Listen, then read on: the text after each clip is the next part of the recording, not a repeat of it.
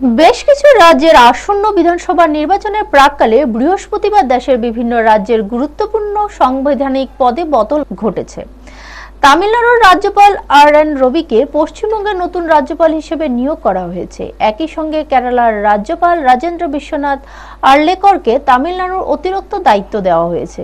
এছাড়াও হিমাচল প্রদেশের রাজ্যপাল শিবপ্রতাপ শুক্লকে তেলেঙ্গানার রাজ্যপাল এবং তেলেঙ্গানার রাজ্যপাল জিষ্ণু দেববর্মাকে মহারাষ্ট্রের নতুন রাজ্যপাল হিসেবে নিয়োগ করা হয়েছে।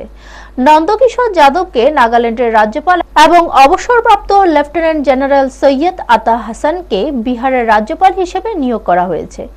লেফটেন্যান্ট গভর্নরের পদেও পরিবর্তন এসেছে। দিল্লির লেফটেন্যান্ট গভর্নর বিনয় কুমার সাক্সেনাকে লাদাখের লেফটেন্যান্ট গভর্নর এবং তরুণজিৎ সিং সান্ধুকে দিল্লির নতুন লেফটেন্যান্ট গভর্নর করা হয়েছে।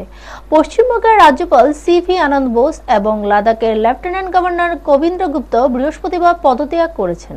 পশ্চিমবঙ্গের নতুন রাজ্যপাল আর.এন. রবি প্রাক্তন আইপিএস অফিসার এবং ইন্টেলিজেন্স ব্যুরোর প্রাক্তন কর্মকর্তা। 2014 থেকে 2021 সাল পর্যন্ত তিনি নাগা শান্তি আলোচনা মধ্যস্থকারী হিসেবে কাজ করেছেন। পশ্চিমবঙ্গের মুখ্যমন্ত্রী মমতা বন্দ্যোপাধ্যায় জানিয়েছেন, কেন্দ্রীয় স্বরাষ্ট্রমন্ত্রী অমিত শাহ তাকে কোনো পূর্ব পরামর্শ ছাড়াই এই নিয়োগের খবর জানিয়েছেন।